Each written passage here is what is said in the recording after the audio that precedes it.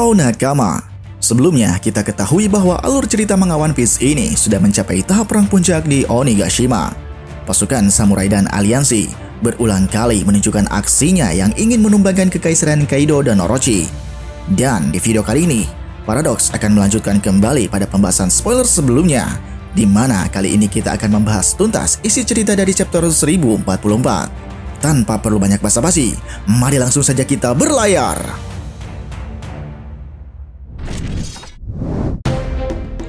Pada chapter 1044 ini berjudul Pejuang Pembebasan.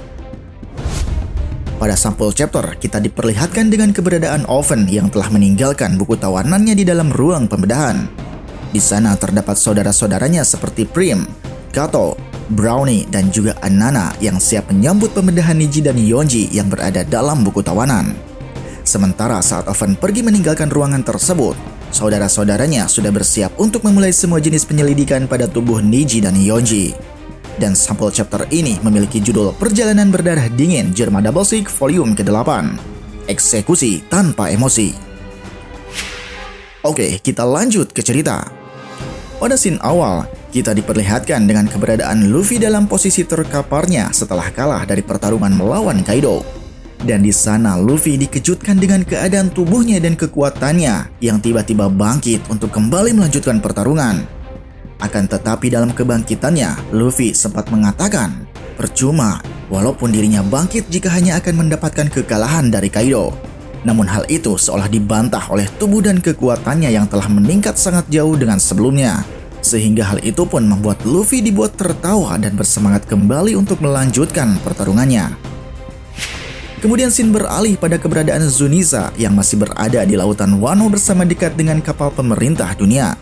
Dan keberadaan dia di sana sepertinya masih dalam pembahasan tentang sosok Joy Boy pada Momonosuke.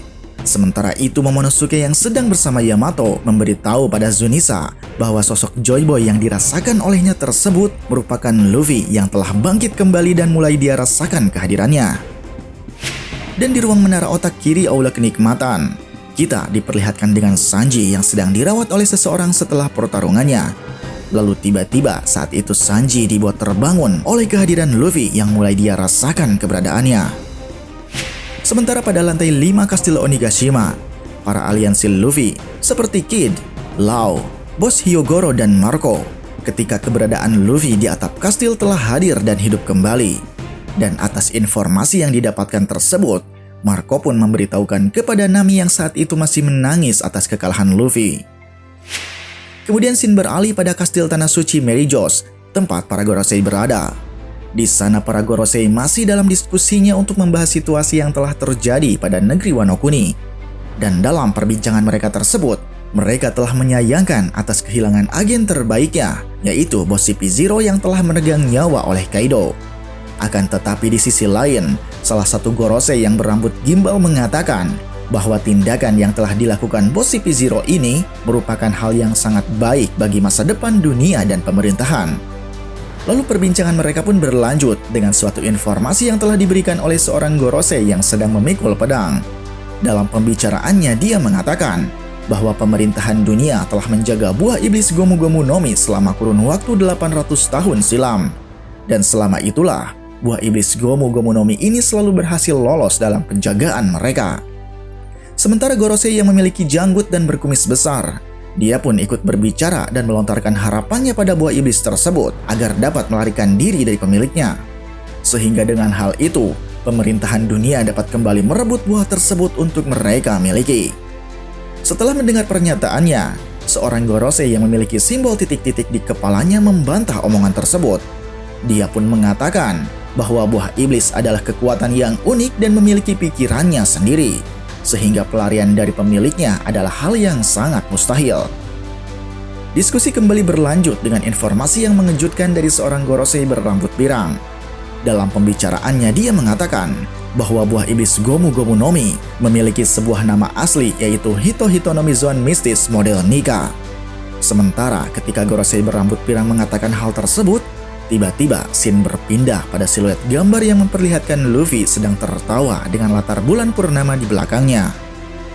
Kemudian scene kembali berpindah pada kelanjutan diskusi para Gorosei.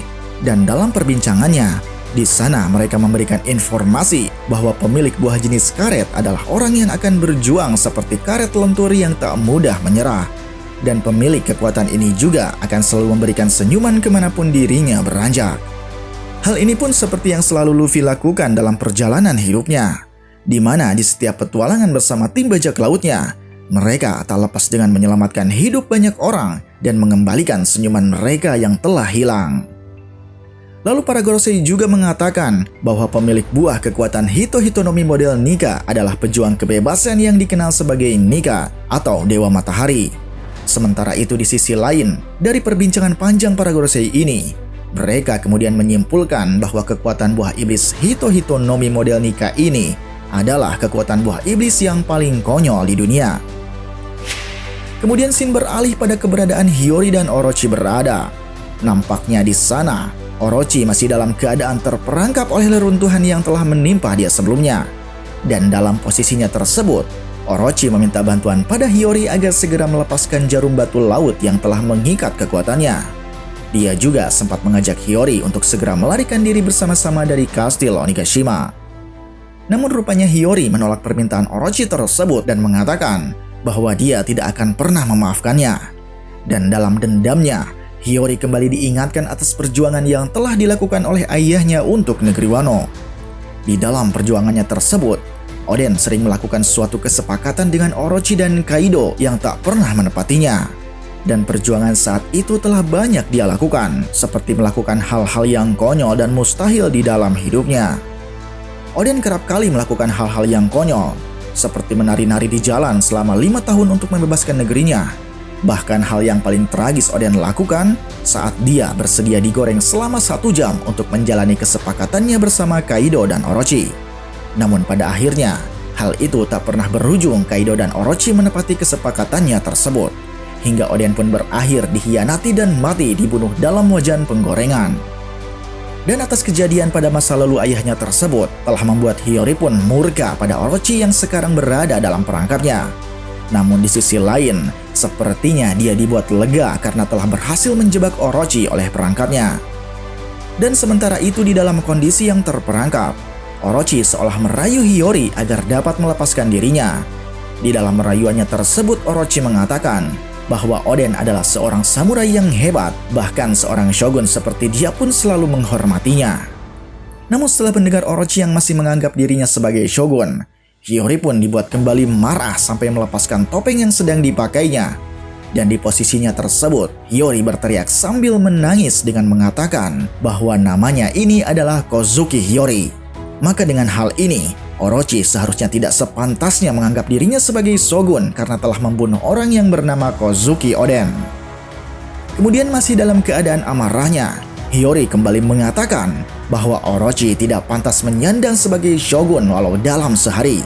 Karena baginya, Orochi adalah orang yang bodoh dan sangat menyedihkan. Setelah melihat Hiyori yang melontarkan amarah kepadanya, Orochi seolah dibuat ketakutan dan memohon pada Hiyori untuk tidak melakukan tindak balas dendam kepadanya. Karena bagi Orochi, tindak balas dendam bukanlah suatu hal yang baik untuk dilakukan bagi seorang wanita cantik seperti Hiyori. Di sini sepertinya Orochi seolah ingin membuat Hiyori mengurungkan niat balas dendamnya, sehingga dia juga mengatakan bahwa meskipun Orochi mati, Hiyori tidak akan sanggup untuk mengalahkan Kaido. Sementara itu saat perselisihan di antara Hiyori dan Orochi terus berlangsung, tiba-tiba iblis api yokai datang menghampiri mereka berdua dengan keadaan yang jauh lebih kecil jika dibandingkan dengan sebelumnya. Namun atas kehadiran iblis api yokai tersebut, sepertinya telah membuat Orochi senang karena dia datang pada saat yang tepat. Kemudian pada saat itu, Orochi pun langsung meminta bantuan pada iblis api yokai untuk segera menghabisi Hiyori dengan cara membakarnya hidup-hidup. Akan tetapi hal yang mengejutkan pun terjadi di sini, di mana saat iblis api yokai akan menyerang, tiba-tiba dia pergi ke tempat di mana Orochi terperangkap, sehingga hal itu telah membuat Orochi pun terbakar hidup-hidup oleh dirinya. Orochi yang sedang dalam keadaan terpanggang hidup-hidup, dia pun berteriak kesakitan dan meminta iblis api yokai untuk segera melepaskan pembakarannya. Akan tetapi, sepertinya iblis api yokai mengabaikannya dan malah terus membuat Orochi terbakar bahkan mungkin sampai mati. Sementara itu di sisi lain, Hiyori yang melihatnya dibuat terharu dengan meneteskan air mata, karena harapan yang telah lama dia nantikan selama ini seolah terkabul dengan keberhasilannya dalam menumbangkan Orochi. Atas kejadian ini, seolah kita dibuat tidak menyangka karena iblis api yokai adalah iblis api yang berada pada pihak musuh sebelumnya. Kemungkinan ini ada campur tangan dari Kanjuro yang sengaja membuatnya berbalik untuk membantu Hiyori. Karena Kanjuro yang menciptakan iblis api yokai ini telah mati, kemungkinan besar ini adalah upaya terakhirnya untuk menebus dosa-dosanya pada keluarga Kozuki. Kemudian scene beralih pada lantai atap kastil Onigashima. Dalam scene ini kita kembali diperlihatkan oleh gambar siluet Luffy yang sedang tertawa dengan latar bulan purnama di belakangnya. Sementara itu pada posisi keberadaan Luffy saat ini, kita kembali diperlihatkan dengan keadaan dirinya yang sudah siap untuk melanjutkan pertarungan. Dan Luffy yang telah menyadari kekuatannya telah meningkat ini, dia pun mengatakan bahwa inilah puncak dari kekuatan tertinggi yang bernama Gear 5. Lalu dengan mode Gear 5 yang telah berhasil Luffy capai saat ini, membuat dirinya pun seolah berbeda dan dapat mengeluarkan Color of the Supreme King Haki dari dalam dirinya. Dan akibat serangannya ini, kilatan hitam pun keluar dari diri Luffy dengan melewati atap dan berhasil membuat tumbang para kroco bawahan Kaido. Sementara itu, Kaido yang berada di tengah-tengah mereka, dia pun telah dibuat terkejut atas keadaan yang telah terjadi di sekitarnya.